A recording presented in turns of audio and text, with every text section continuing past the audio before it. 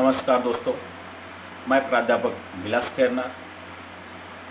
आज हम देखेंगे हिंदी योग भारती का पहला पद्य नवनिर्माण। नवनिर्माण के कवि हैं त्रिलोचन जी। सबसे पहले हम देखेंगे कवि परिचय। त्रिलोचन जी का जन्म 20 अगस्त 1917 को उत्तर प्रदेश के सुल्तानपुर जिले के कटघरा चिरानी पट्टी में हुआ। आपका वास्तविक नाम वासुदेव सिंह है। आप हिंदी के अतिरिक्त अरबी और फारसी भाषा के निष्णात ज्ञाता माने जाते हैं। पत्रकारिता के क्षेत्र में आप सक्रिय रहे। अपने काव्य क्षेत्र में परोधर्मिकता का समर्थन किया और नवसृजन करने वालों को प्रेरणा के स्रोत बने रहे। आपका साहित्य भारत के ग्राम समाज के उस वर्ग को संबोधित कराता है जो वर्षों से दबा कुचला हुआ है। आपकी साहित्यिक भाषा लोक भाषा के अनुप्राणित है। सहज, सरल तथा मुहारों से परिपूर्ण भाषा आपके साहित्य को लोकमानस तक पहुंचाकर जीवंतता भी प्रदान करती है। आपका निधन 2007 में हुआ। प्रमुख कृतियां धरती, दिगंत, गुलाब और बुलबुल, उस जनपद का कवि हूँ, सबका अपना आकाश, कविता संग्रह, देशकाल, कहानी संग्रह, दैनंदिनी, डायरी आदि। आगे हम देखेंगे विधा परिचय। चतुष्पदी 4 चरणों वाला छंद होता है। यह चौपाई की तरह होता है। इसमें 4 चरण होते हैं।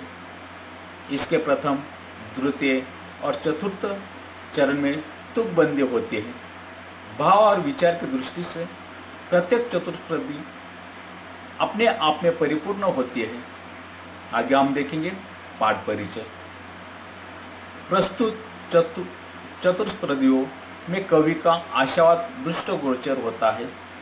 वर्तमान समय में सामान्य मनुष्य के लिए संघर्ष करना अनिवार्य हो गया है। कवि मनुष्य को संघर्ष करने और अंधेरा दूर करने के लिए प्रेरणा देते हैं। जीवन में व्याप्त अन्याय, अत्याचार, विषमता और निर्भरता पर विजय पाने के लिए कवि बल और साहस एकत्रित करने का आह्वान करते हैं। न्याय करने के लिए बल का प्रयोग करना समाज के उत्थान के लिए श्रेयस्कर होता है। इस सत्य में भी कवि अवगत कराते हैं। कवि का मानना है कि समाज में समानता, स्वतंत्रता तथा मानवता को स्थापित करना हमारे जीवन का उद्दिष्ट होना चाहिए। अब हम काव्य पंक्तियां विस्तार से देखेंगे। तुमने विश्वास दिया है मुझको, मन का उच्छ्वास दिया है मुझको। तुमने विश्वास दिया है मुझको, मन का उच्छ्वास दिया है मुझको। मैं इसी भूमि पर संभालूंगा, तुमने आकाश दिया है मुझको। मैं इसी भूमि पर संभालूंगा, तुमने आकाश दिया है मुझको। कवि त्रिलोचन जी हमें कहते हैं कि जी जो धरती माँ को संबोधित करते हुए अपने विचारों और भावों को अभिव्यक्त करते हैं। कवि कहते हैं कि माँ जिस भरोसे और यकीन के साथ मुझे जीवन दिया है, मैं गहरे सांस लेने में समर्थ हो पाया हूँ, उसे इस धारा पर सुरक्षित और संभाल कर रखूंगा, उसे बेकार नहीं जाने दूंगा। आज मुझे जो खुला आसमान मिला है, जीवन की आज़ादी मिली है, इस सुनहरे अवसर को मैं जाने नहीं दूंगा। ये सब कुछ जो हमें मिला है उसका मैं सदुपयोग करूंगा। जीवन को सफल और सार्थक बनाने के लिए मैं सदैव प्रयत्नशील रहूंगा। ऐसा कवि त्रिलोचन जी हमें इस काव्य पंक्तियों में कहते हैं। अब हम देखेंगे आगे की पंक्तियां। सूत्र ये तोड़ नहीं सकते हैं, तोड़कर जोड़ नहीं सकते हैं। सूत्र यह तोड़ नहीं सकते हैं, तोड़कर जोड़ नहीं सकते हैं। वहम में जाए कहीं भी उड़ जाए, भूमि को छोड़ नहीं सकते हैं। कवि कहते हैं कि हमें जीवन में रिश्ते और प्रेम के बंधनों को महत्व देना चाहिए। प्रेम और रिश्तों के बंधन का धागा नाजुक होता है। इसे तोड़ने के बाद हम उसे दोबारा जोड़ नहीं सकते हैं। जिसे तोड़कर हम जोड़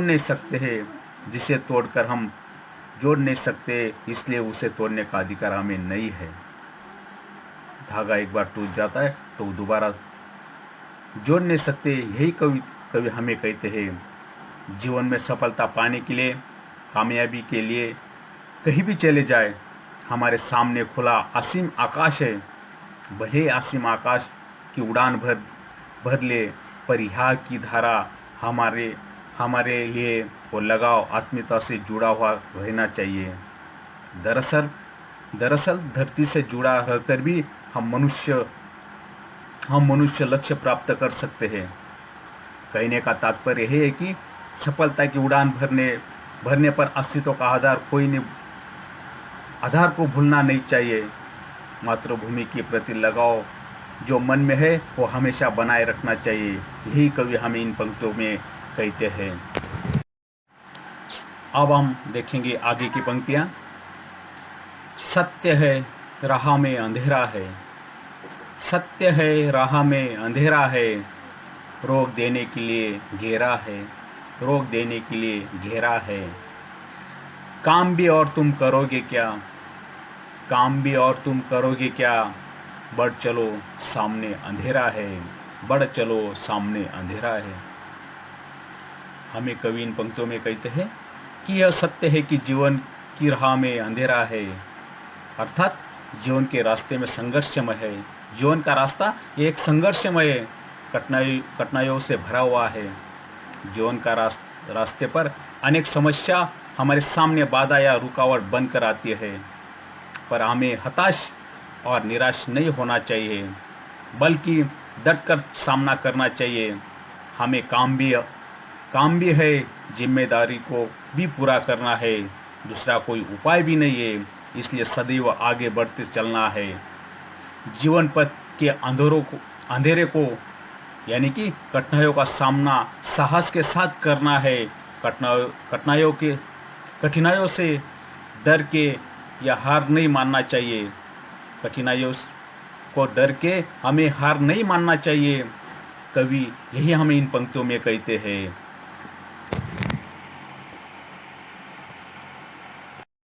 अब हम देखेंगे आगे की पंक्तियां। बल नहीं होता सताने के लिए, बल नहीं होता सताने के लिए, वह है पीड़ित को बचाने के लिए, वह है पीड़ित को बचाने के लिए। बल मिला है तो बल बनो सबके, बल मिला है तो बल बनो सबके, उठ पड़ो न्याय दिलाने के लिए, उठ पड़ो न्याय दिलाने के लिए। कवि कहते हैं कि ताकतवर या शक्तिशाली मनुष्य को अपने बल का इस्तेमाल कभी किसी को सताने के लिए नहीं होना चाहिए, किसी को परेशान करने के लिए नहीं होना चाहिए, बल्कि वह दुखी, त्रस्त या पीड़ितों को सहायता के लिए तत्पर रहना चाहिए। असहायों और पीड़ितों का संरक्षण करने के लिए, उन्हें बचाने के लिए उसका इस्तेमाल होना चाहिए। कवि कहते हैं कि जो सामर्थ्यवान है, जिन्हें बल मिला है, जो सामर्थ्यवान है उन्हें जो बल मिला है, उसका इस्तेमाल उन्हें असहायों के दिन दुखियों को सहायता के लिए करना चाहिए, उनकी ताकत बनना चाहिए। ऐसे पीड़ितों को न्याय दिलाने के लिए उनके साथ खड़े होना चाहिए, जिससे किसी समाज में कोई दुखी ना रहे, किसी के साथ अन्याय ना होना चाहिए। इन्हीं पंक्तियों में यहाँ पर कवि का जो समाजवादी समानता का दृष्टिकोण यहाँ पे प्रस्तुत हुआ है।